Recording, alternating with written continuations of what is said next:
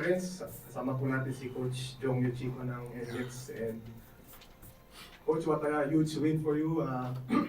You came back from a 13-point deficit sa Ginebra, and then you were in the clutch. Ano masabi sa composure ng mga players mo? It's something na syempre mahirap kalaban yung Ginebra because championship experience, alam nila, they know how to close games. This will be a moral booster, but this game hopefully gets us to the next level. Ibig sabihin parang we know how to play close games, as you said, under composure. Hindi nagpanic both offensively and defensively. We fought back from 13 points down, and unti-unti lang, sinaga-tsaga lang ng lahat. So it was a collective effort for NLEX, and everybody contributed from in both ends of the floor.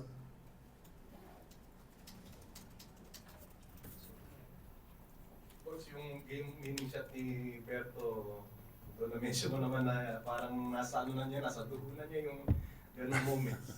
Diskarte na talaga yun. Basta in the end game, Berto, diskarte na. He has a good feel for the game.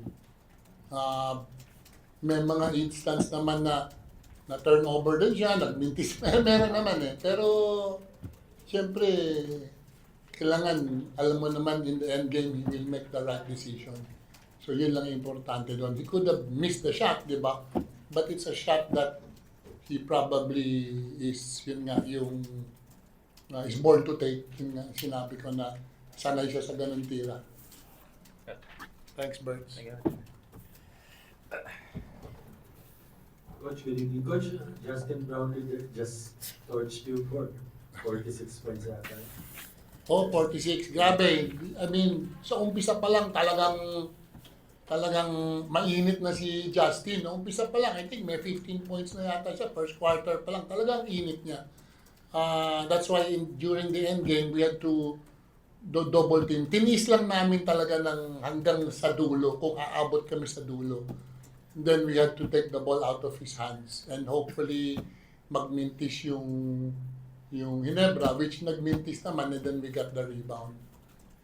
Magaling talaga si Justin, ang hirap hintuin niya, pwedeng pumoste, pwedeng face up, lahat, ang hirap talaga hintuin ni Justin. I think coach, napagod na rin si Justin in the end game. Posible naman, pero hindi naman, parang naman siya, I don't think of course, syempre napagod din siya, pero alam naman natin na si Justin, basta end game, hahanap ng second effort yun para may panalo yung team niya. Good evening.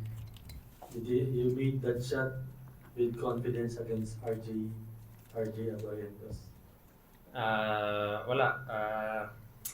Yun yung mga tinatrabaho ko araw-araw sa practice eh. So, pagdating sa sitwasyon na gano'n, kumpiyansa lang, tiwala lang sa tinabaho ko from high school, college, ang nagpuro ko. So, yun nga, pag nag-miss yun, ako naman sisisihin eh. Ganun talaga yung basketball eh. So, willing naman akong tanggapin yun. So, wala lang, binigay ko lang yung best ko, and yun nga, hirap stop ni Brownlee. Pero, ginawa namin ang paraan. Samahan na laro ko, sa totoo lang, ako nga yung -10 eh. Pero yung mga turnover doon sa dulo, ang ganda ng laban namin itong back-to-back games. Sa TNT, nasulot kami ito. Lumamang na naman sila. Panay turnover ako, tapos akala mo dire-diretso na. Pero lumaban kami, nag-stick kami. At nakuha pa namin yung panalo sa dulo. So, character win to eh. And siyempre, sa import din namin, kalma lang siya, alam niya ang gagawin niya. And sumabay lang kami sa kanya. Crucial yung mga layup niya sa dulo. Tapos. Sabi ni Coach, diskarte mo na lang ganong mga endgame. Nung nakuha mo yung bola, talagang inano mo sa sarili mo na sa'yo na yung tira na yun.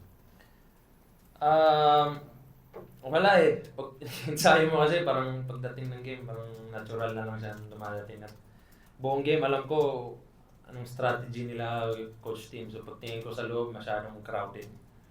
Feeling ko pag denied ko yun, parang baka ma-turnover na naman ako. So tira na lang at least shoot or miss. Hindi na mag-turnover. So kumpiyansa lang, yun nga, trinabaho ko naman to araw-araw. And yun, buti naman pumasok. Last game, hindi pumasok eh. Nag-flying kick ako eh. Sinabihan tuloy ako ng maduming player. Eh, first time ko nga mag-playground sa buong buhay ko eh. So, yun lang. At least, itong past few games, ang ganda ng nilalaro namin na sa team. Ganda ng laro ni Shoni. Ang ganda ng laro si LJ. Si LJ talaga nagdala sa amin ngayong game na to. Ang pagpasok niya, plus 23. Oh, yan, oh. Siya talaga yung pagpasok ko lang, nagbago kaagad yung higit ng hangin. Kaya namin siya kinuha and ang galing din ni coach pagpasok yung mga ikot ng player. So credit din sa buong team. Talagang team ano to eh. Team win para sa amin. Coach, na-mention na nga ni Berto si Shoni. Kaya parang first few games niya parang maganda agad nilalaro. Parang matagal na siya sa inyo ang dating. Kasi si Shoni, ano naman siya, parang veterano na maglaro eh. Saka hindi siya nakipag-agaw sa kung darating yung bola sa kanya, darating yung bola sa kanya. Tapos diskarte na lang niya kung paano niya gagamitin yung bola sa kamay niya. So, abang-abang lang. Pag sa kanya yung play, okay. Pag hindi, hanap ako ng ibang paraan.